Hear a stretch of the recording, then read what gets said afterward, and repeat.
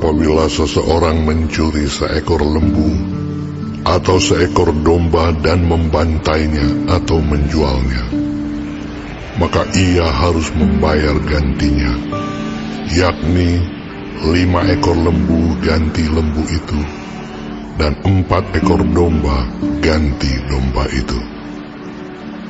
Jika seorang pencuri kedapatan waktu membongkar, dan ia dipukul orang sehingga mati, maka si pemukul tidak berhutang darah.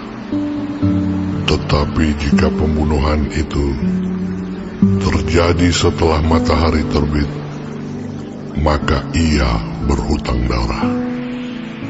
Pencuri itu harus membayar ganti kerugian sepenuhnya.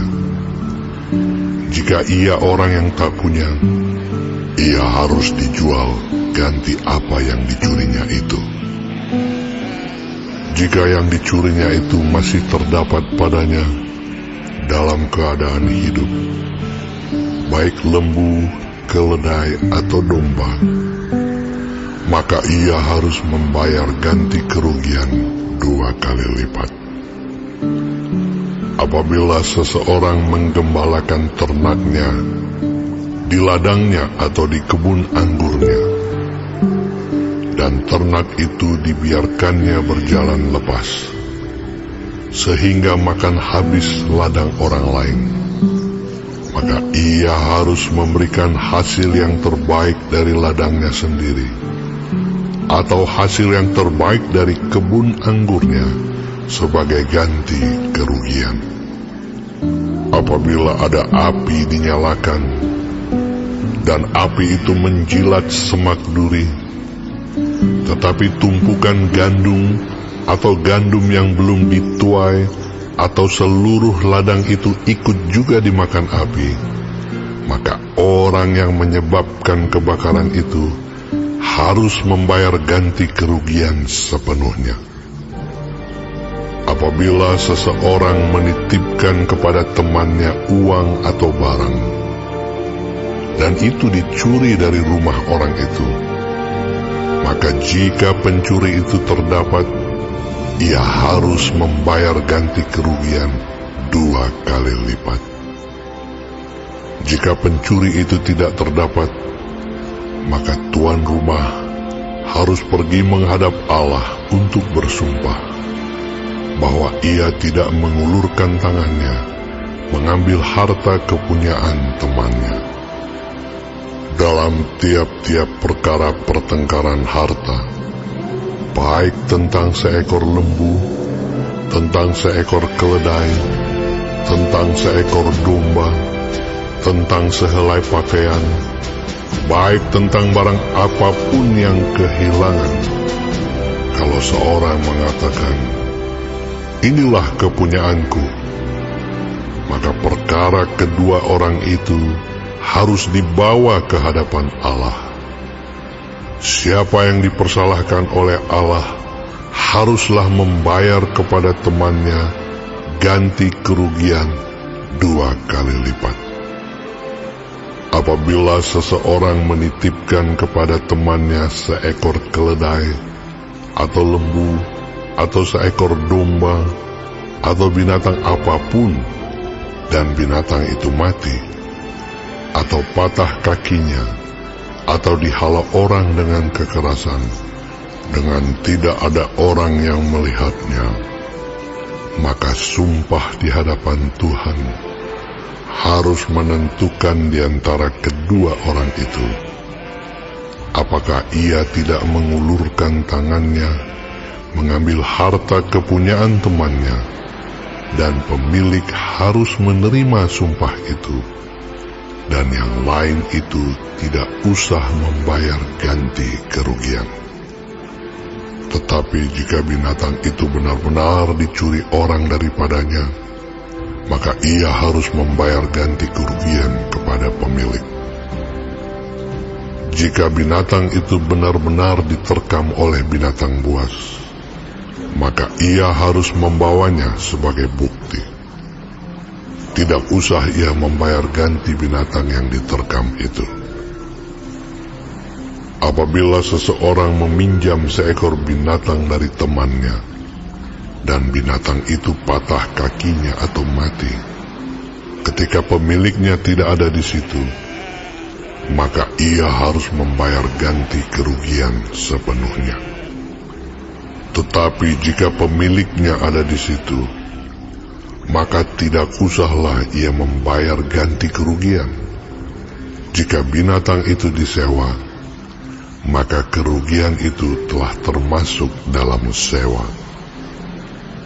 Apabila seseorang membujuk seorang anak perawan yang belum bertunangan dan tidur dengan dia, maka haruslah ia mengambilnya menjadi istrinya dengan membayar mas kawin. Jika ayah perempuan itu sungguh-sungguh menolak memberikannya kepadanya, maka ia harus juga membayar perak itu sepenuhnya, sebanyak mas kawin anak perawan. Seorang ahli sihir perempuan janganlah engkau biarkan hidup. Siapapun yang tidur dengan seekor binatang, pastilah ia dihukum mati. Siapa yang mempersembahkan korban kepada Allah, kecuali kepada Tuhan sendiri, haruslah ia ditumpas. Janganlah kau tindas atau kau tekan seorang orang asing, sebab kamu pun dahulu adalah orang asing di tanah Mesir. Seseorang janda atau anak yatim, janganlah kamu tindas. Jika engkau memang menindas mereka ini, tentulah aku akan mendengarkan seruan mereka jika mereka berseru-seru kepadaku dengan nyaring. Maka murkaku akan bangkit, dan aku akan membunuh kamu dengan pedang, sehingga istri-istrimu menjadi janda, dan anak-anakmu menjadi yatim. Jika engkau meminjamkan uang kepada salah seorang dari umatku, orang yang miskin di antaramu, maka janganlah engkau berlaku sebagai seorang penagih hutang terhadap dia. Janganlah kamu bebankan bunga uang kepadanya. Jika engkau sampai mengambil jubah temanmu sebagai gadai, maka haruslah engkau mengembalikannya kepadanya sebelum matahari terbenam. Sebab hanya itu saja penutup tubuhnya, itulah pemalut kulitnya. Pakai apakah ia pergi tidur? Maka apabila ia berseru-seru kepadaku, aku akan mendengarkannya, sebab aku ini pengasih. Janganlah engkau mengutuki Allah, dan janganlah engkau menyumpahi seorang pemuka di tengah-tengah bangsamu. Janganlah lalai mempersembahkan hasil gandummu dan hasil anggurmu. Yang sulung dari anak-anakmu lelaki haruslah kau persembahkan kepadaku. Demikian juga harus kau perbuat dengan lembu sapimu dan dengan kambing dombamu.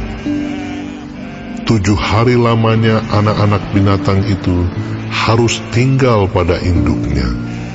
Tetapi pada hari yang ke-8, haruslah kau persembahkan binatang-binatang itu kepadaku. Haruslah kamu menjadi orang-orang kudus bagiku. Daging ternak yang diterkam di padang oleh binatang buas, janganlah kamu makan, tetapi haruslah kamu lemparkan kepada anjing.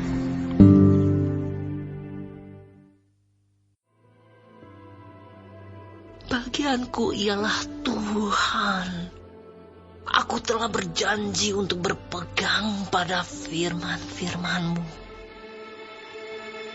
Aku memohon belas kasihan-Mu dengan segenap hati.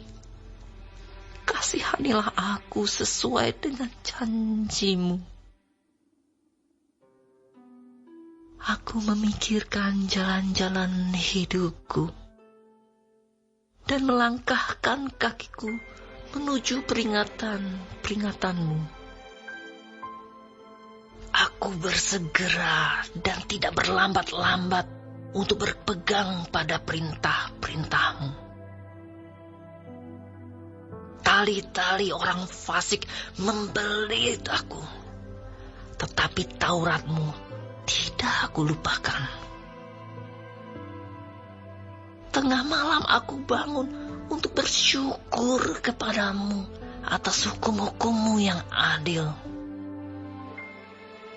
Aku bersekutu dengan semua orang yang takut kepadamu dan dengan orang-orang yang berpegang pada titah-titahmu. Bumi penuh dengan kasih setiamu ya Tuhan. Ajarkanlah ketetapan-ketetapanmu kepadaku. Kebajikan telah kau lakukan kepada hamba-Mu ya Tuhan, sesuai dengan firman-Mu. Ajarkanlah kepadaku kebijaksanaan dan pengetahuan yang baik, sebab aku percaya kepada perintah-perintah-Mu. Sebelum aku tertindas, aku menyimpang. Tetapi sekarang aku berpegang pada janji-Mu. Engkau baik dan berbuat baik. Ajarkanlah ketetapan-ketetapan-Mu kepadaku. Orang yang kurang ajar menodai aku dengan dusta. Tetapi aku, dengan segenap hati aku akan memegang titah-titah-Mu. Hati mereka tebal seperti lemak, tetapi aku, Taurat-Mu ialah kesukaanku. Bahwa aku tertindas itu baik bagiku, supaya aku belajar ketetapan-ketetapan-Mu. Taurat yang kau sampaikan adalah baik bagiku, lebih daripada ribuan keping emas dan perak. Tangan-Mu telah menjadikan aku dan membentuk aku. Berilah aku pengertian, supaya aku dapat belajar perintah-perintah-Mu. Orang-orang yang takut kepadamu melihat aku dan bersuka cita, sebab aku berharap kepada firman-Mu. Aku tahu ya Tuhan, bahwa hukum-hukum-Mu adil, dan bahwa Engkau telah menindas aku dalam kesetiaan. Biarlah kiranya kasih setiamu menjadi penghiburanku, sesuai dengan janji yang kau ucapkan kepada hamba-Mu. Biarlah rahmat-Mu sampai kepadaku, supaya aku hidup, sebab Taurat-Mu adalah kegemaranku. Biarlah orang-orang yang kurang ajar mendapat malu, karena mereka berlaku bengkok terhadap aku tanpa alasan. Tetapi aku akan merenungkan titah-titah-Mu. Biarlah berbalik kepadaku orang-orang yang takut kepadamu, orang-orang yang tahu peringatan-peringatan-Mu. Biarlah hatiku tulus dalam ketetapan-ketetapan-Mu, supaya jangan aku mendapat malu. Habis jiwaku merindukan keselamatan daripadamu, aku berharap kepada firman-Mu. Habis mataku merindukan janji-Mu, aku berkata, bilakah Engkau akan menghiburkan aku?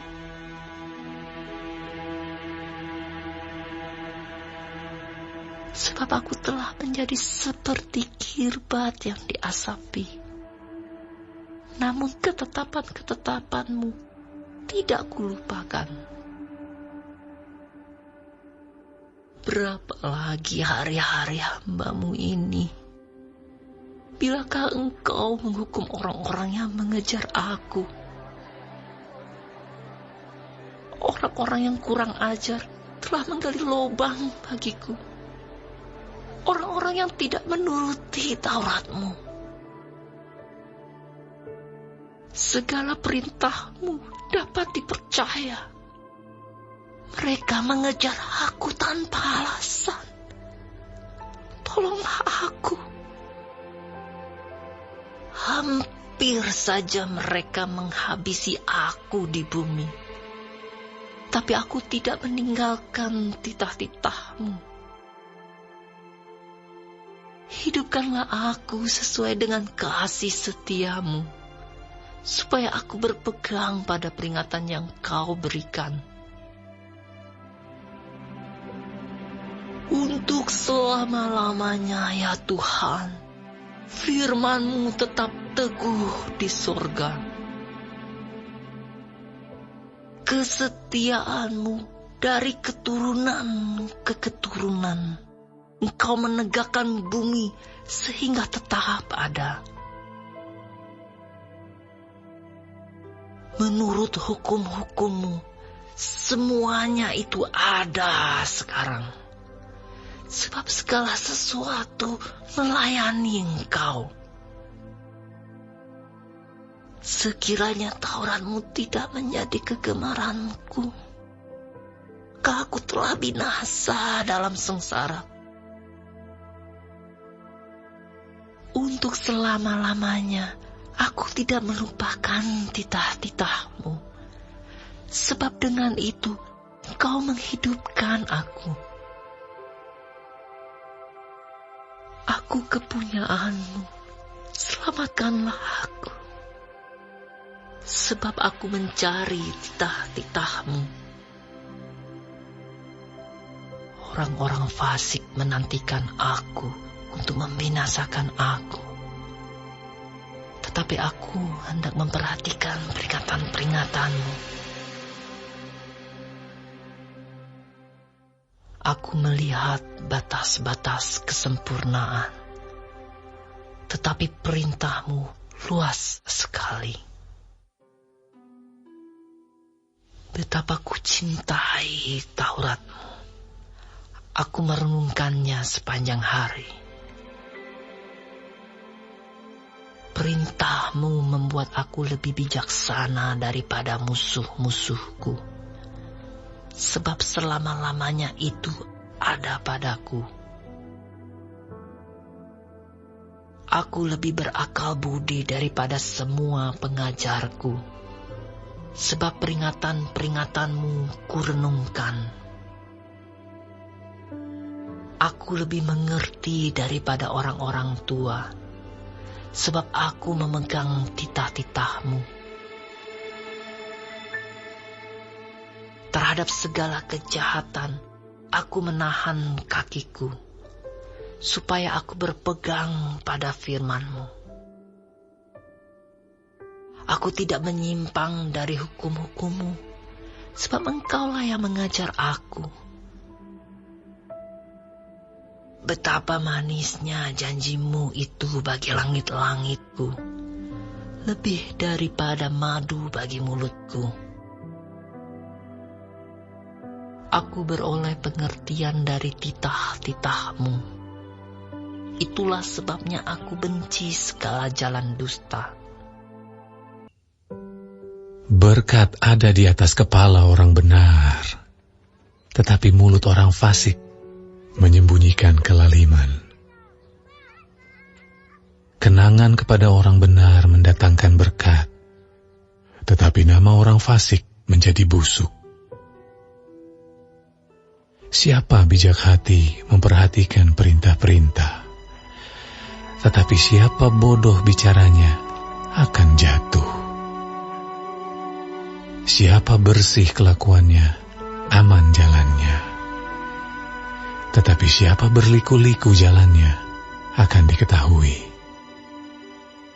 Siapa mengedipkan mata menyebabkan kesusahan. Siapa bodoh bicaranya akan jatuh. Hari Raya Paskah dan Hari Raya Roti Tidak Beragi akan mulai 2 hari lagi. Imam-imam kepala dan ahli-ahli Taurat mencari jalan untuk menangkap dan membunuh Yesus dengan tipu muslihat, sebab mereka berkata, "Jangan pada waktu perayaan, supaya jangan timbul keributan di antara rakyat." ketika Yesus berada di Betania di rumah Simon si Kusta dan sedang duduk makan, datanglah seorang perempuan membawa suatu buli-buli pualam berisi minyak narwastu murni yang mahal harganya.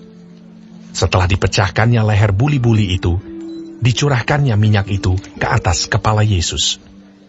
Ada orang yang menjadi gusar dan berkata seorang kepada yang lain, "Untuk apa pemborosan minyak narwastu ini?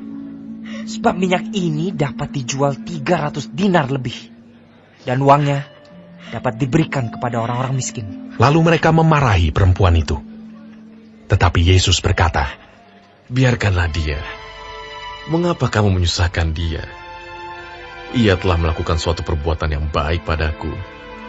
Karena orang-orang miskin selalu ada padamu, dan kamu dapat menolong mereka bila mana kamu menghendakinya. Tetapi aku tidak akan selalu bersama-sama kamu. Ia telah melakukan apa yang dapat dilakukannya. Tubuhku telah diminyakinya sebagai persiapan untuk penguburanku. Aku berkata kepadamu, sesungguhnya di mana saja Injil diberitakan di seluruh dunia, apa yang dilakukannya ini akan disebut juga untuk mengingat dia.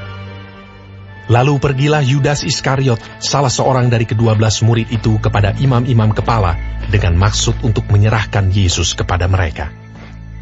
Mereka sangat gembira waktu mendengarnya, dan mereka berjanji akan memberikan uang kepadanya.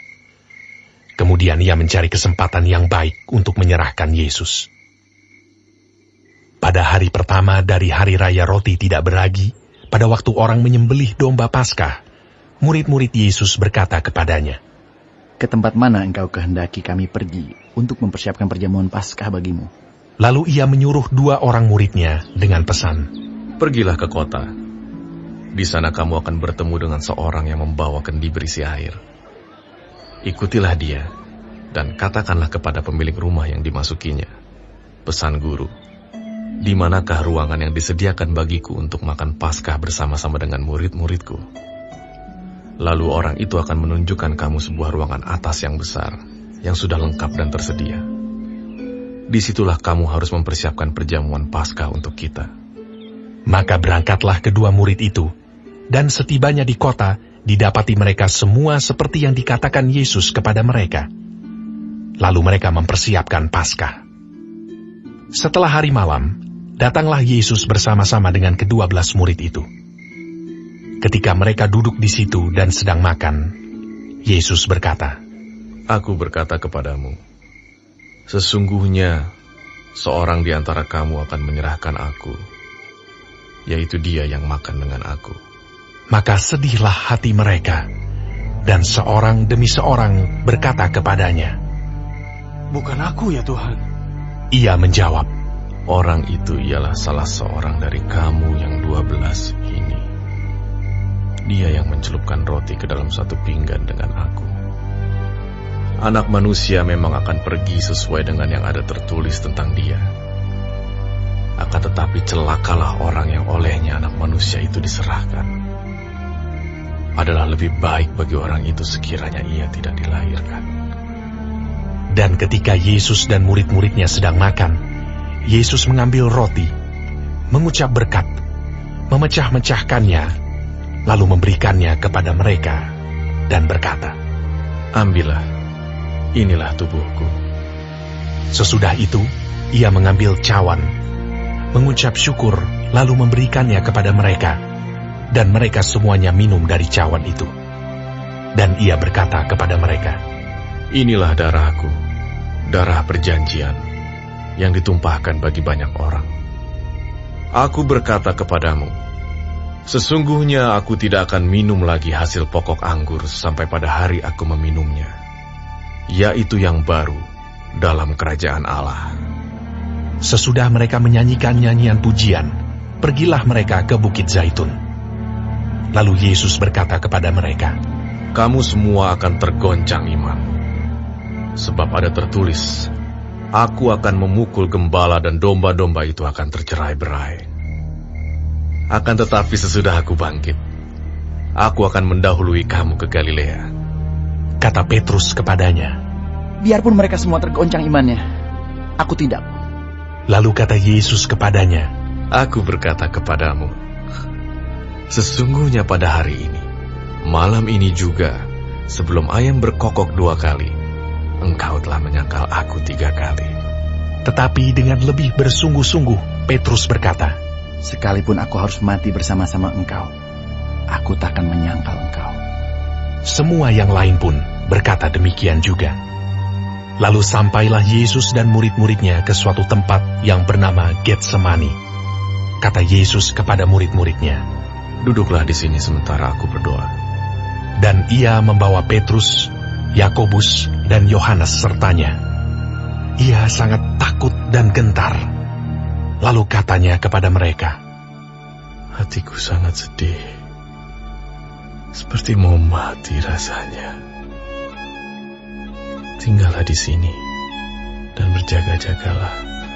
Ia maju sedikit, merebahkan diri ke tanah dan berdoa, supaya sekiranya mungkin saat itu lalu daripadanya. Katanya, Ya Aba, ya Bapa, tidak ada yang mustahil bagimu. Ambillah cawan ini daripadaku. Tetapi janganlah apa yang aku kehendaki, melainkan apa yang engkau kehendaki. Setelah itu ia datang kembali dan mendapati ketiganya sedang tidur. Dan ia berkata kepada Petrus, Simon, sedang tidurkah engkau? Tidakkah engkau sanggup berjaga-jaga 1 jam? Berjaga-jagalah dan berdoalah, supaya kamu jangan jatuh ke dalam pencobaan. Roh memang penurut, tetapi daging lemah. Lalu ia pergi lagi dan mengucapkan doa yang itu juga.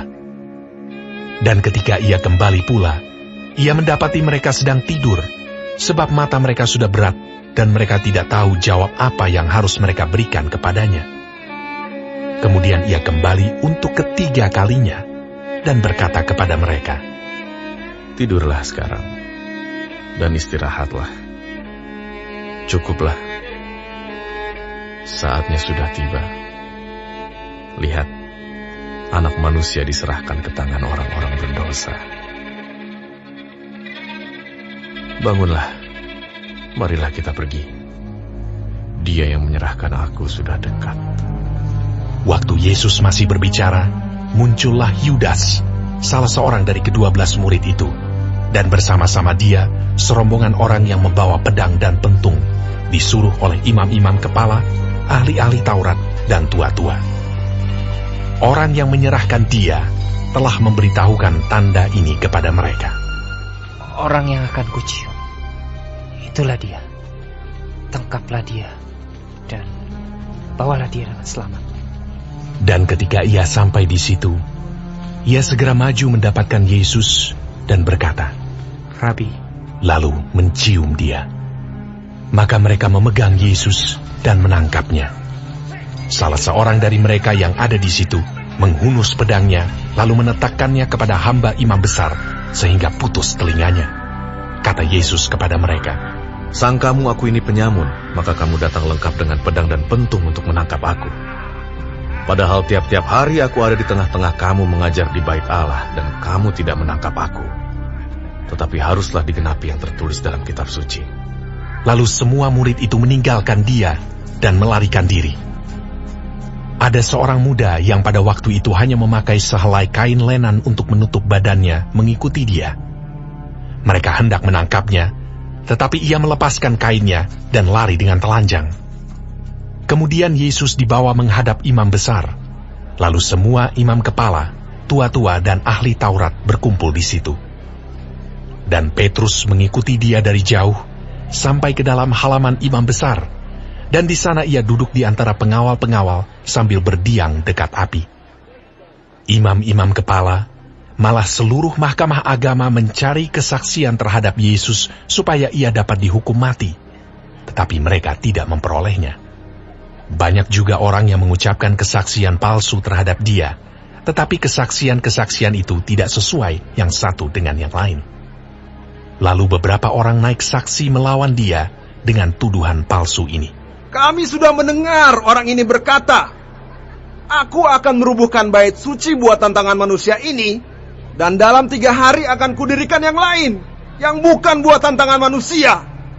Dalam hal ini pun, kesaksian mereka tidak sesuai yang satu dengan yang lain.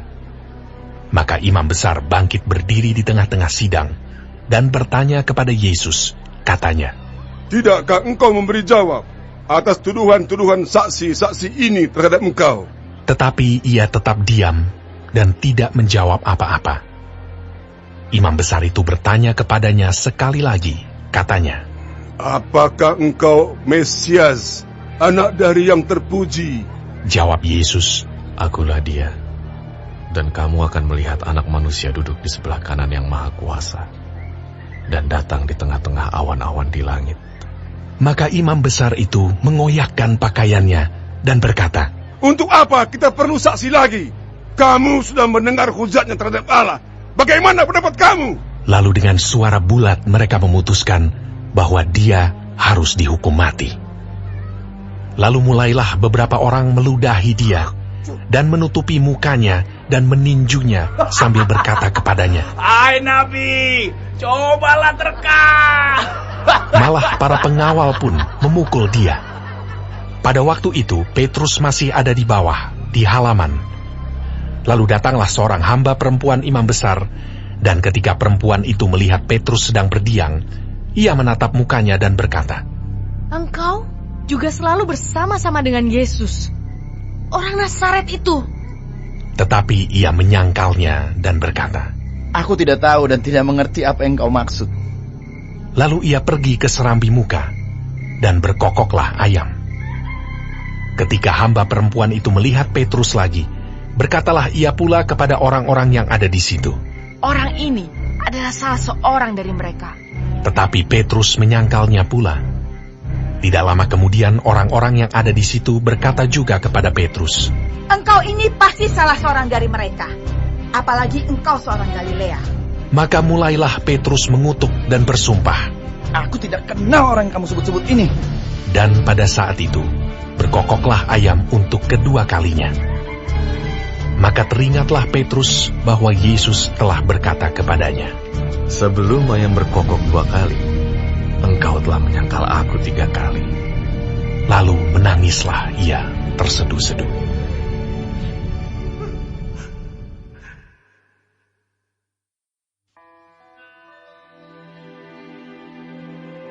Demikian juga kamu, hai istri-istri, tunduklah kepada suamimu, supaya jika ada di antara mereka yang tidak taat kepada firman, mereka juga tanpa perkataan dimenangkan oleh kelakuan istrinya.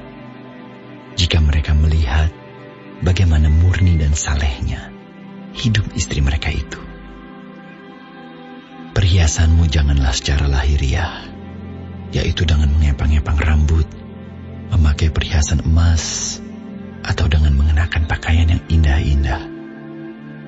Tetapi perhiasanmu ialah manusia batinia, yang tersembunyi dengan perhiasan yang tidak binasa, yang berasal dari roh yang lemah lembut dan tentram, yang sangat berharga di mata Allah.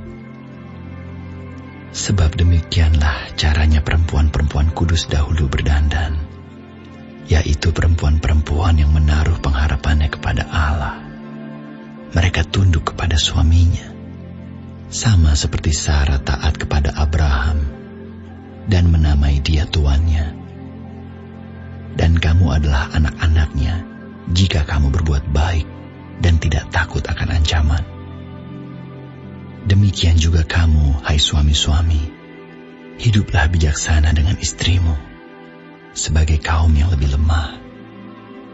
Hormatilah mereka sebagai teman pewaris dari kasih karunia, yaitu kehidupan, supaya doamu jangan terhalang.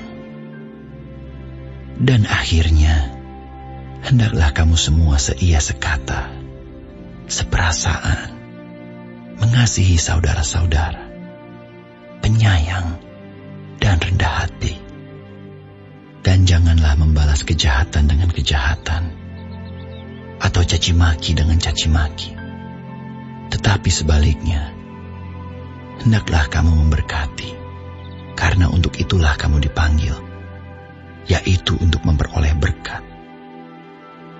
Sebab, siapa yang mau mencintai hidup dan mau melihat hari-hari baik, ia harus menjaga lidahnya terhadap yang jahat dan bibirnya terhadap ucapan-ucapan yang menipu. Ia harus menjauhi yang jahat dan melakukan yang baik. Ia harus mencari perdamaian dan berusaha mendapatkannya. Sebab mata Tuhan tertuju kepada orang-orang benar, dan telinganya kepada permohonan mereka yang minta tolong. Tetapi wajah Tuhan menentang orang-orang yang berbuat jahat. Dan siapakah yang akan berbuat jahat terhadap kamu, jika kamu rajin berbuat baik? Tetapi sekalipun kamu harus menderita juga karena kebenaran, kamu akan berbahagia. Sebab itu janganlah kamu takuti apa yang mereka takuti, dan janganlah gentar. Tetapi kuduskanlah Kristus di dalam hatimu sebagai Tuhan, dan siap sedialah pada segala waktu untuk memberi pertanggungan jawab kepada tiap-tiap orang yang meminta pertanggungan jawab dari kamu tentang pengharapan yang ada padamu. Tetapi haruslah dengan lemah lembut dan hormat, dan dengan hati nurani yang murni, supaya mereka yang memfitnah kamu karena hidupmu yang saleh dalam Kristus menjadi malu karena fitnahan mereka itu. Sebab lebih baik menderita karena berbuat baik, jika hal itu dikehendaki Allah, daripada menderita karena berbuat jahat. Sebab juga Kristus telah mati sekali untuk segala dosa kita. Ia yang benar untuk orang-orang tidak benar, supaya ia membawa kita kepada Allah. Ia yang telah dibunuh dalam keadaannya sebagai manusia, tetapi yang telah dibangkitkan menurut roh.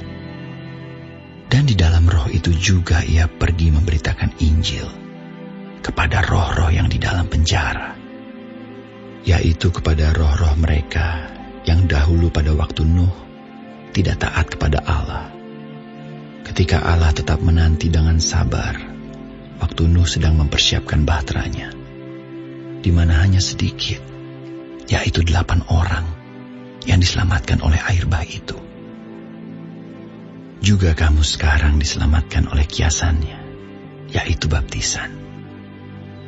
Maksudnya bukan untuk membersihkan kenajisan jasmani, melainkan untuk memohonkan hati nurani yang baik kepada Allah oleh kebangkitan Yesus Kristus, yang duduk di sebelah kanan Allah setelah ia naik ke sorga sesudah segala malaikat, kuasa dan kekuatan ditaklukkan kepadanya.